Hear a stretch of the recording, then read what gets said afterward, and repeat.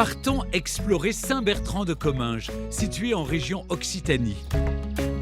Cette jolie cité nichée sur la colline surplombant la vallée de la Garonne ravira aussi bien les amoureux de la nature que les férus d'histoire. Avec sa cathédrale impressionnante qui flotte entre ciel et terre, ce petit village occitan typique et pittoresque fait la fierté de ses habitants. Il est impossible de ne pas succomber au charme de Saint-Bertrand. Et c'est bien pour cela qu'Anne, après un véritable coup de foudre pour le village, a décidé d'y poser ses valises. Moi, je suis arrivée sur le village il y a une douzaine d'années. On a eu vraiment un très très bon accueil avec des fêtes locales qui nous ont permis de connaître du monde. C'est vrai que les gens sont plutôt avenants, plutôt sympathiques. Cernée de remparts, la vieille ville de Saint-Bertrand de Comminges est un adorable dédale de ruelles. Les portes médiévales donnent sur de ravissantes maisons à colombages et des bâtisses noyées dans la verdure. Anne retrouve Laurence, guide à Saint-Bertrand. Elle ne se lasse pas de faire découvrir ses secrets. Alors ce village, il périclite pendant quelques siècles. Et il faut attendre l'arrivée de Bertrand de Lille, de la famille des comtes de Toulouse, un évêque bâtisseur. Il arrive en 1083 et c'est à ce moment-là que ce village va prendre un nouvel essor. Il va vraiment se développer et on va avoir des constructions autour de la place principale. Et il est tellement important que, du coup, en remerciement de cet essor, eh bien, on va donner le nom de Bertrand à ce village, puisque de Convenae, il va devenir Saint-Bertrand de Comminges. Exactement. La construction la plus spectaculaire de Bertrand de Lille est la cathédrale Sainte-Marie qui surplombe la ville haute. Je me sens toute petite à côté de cette bâtisse. C'est vrai, elle est très très imposante, effectivement. Ce monument aux dimensions disproportionnées par rapport au reste du village a subi de nombreux remaniements. La cathédrale d'origine, d'empreinte romane, a connu un agrandissement important de style gothique au XIIIe siècle sous l'impulsion de l'évêque Bertrand de Goth, futur pape Clément V. Les joyaux de cette cathédrale sont les stalles en bois du chœur et le cloître qui témoignent des différentes époques qui ont traversé ce lieu. Nous sommes ici dans la partie romane du cloître, donc on le reconnaît tout simplement au chapiteau, puisqu'ici tu vois que le chapiteau il est historié, ça veut dire qu'il raconte des histoires, il va avoir des personnages. Et ensuite, dans l'autre galerie, qui est une galerie gothique cette fois-ci, on voit que l'influence change, puisque la sculpture elle est plus végétale, regarde, hein, Oui, tu vois, on a vraiment des feuilles. Du tout le même style. C'est ça. Si l'envie vous prenait de flâner à Saint-Bertrand, ne manquez pas l'intérieur de la cathédrale où trône l'un des plus beaux orgues classiques d'Europe. Son buffet culmine à 16 mètres et dispose de 2621 tuyaux.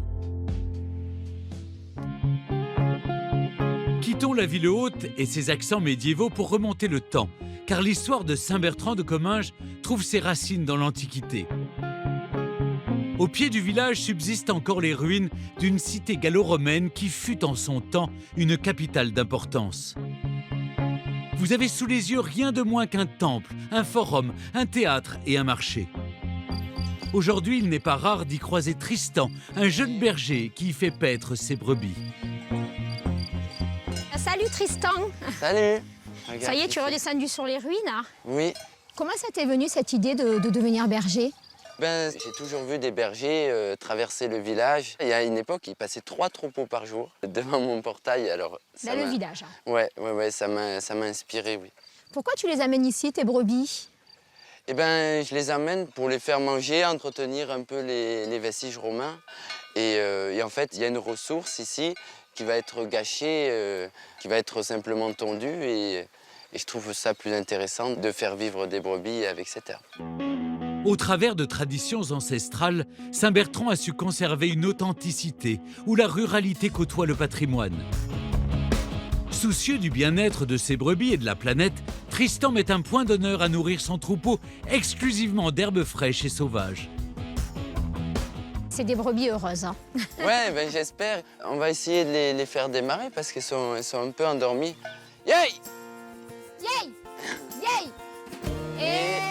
Oui, voilà, comme une locomotive. Et... Ça y est, elles me connaissent, tu peux m'embaucher. Oui. Cette tradition bergère séculaire fut longtemps accompagnée d'un folklore typique des Pyrénées.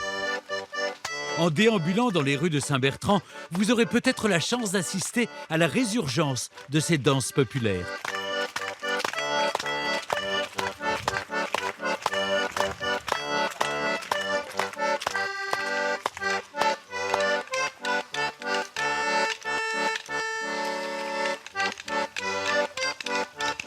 Marielle est une enfant du village. Sa famille est commingeoise depuis plusieurs générations. Depuis toujours, elle est très attachée à la culture occitane et à son accordéon. La danse traditionnelle, c'est des danses qui remontent au 19e siècle, des danses qui se faisaient autrefois principalement dans les campagnes. Et pour sauvegarder cette culture, nous avons souhaité faire danser les enfants, leur transmettre la culture locale.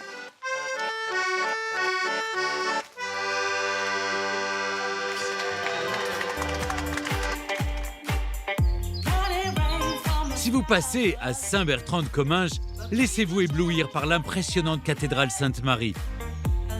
Baladez-vous le long des remparts pour y découvrir les portes qui mènent à la ville haute. Et n'hésitez pas à vous plonger dans l'Antiquité en déambulant au cœur des ruines gallo-romaines.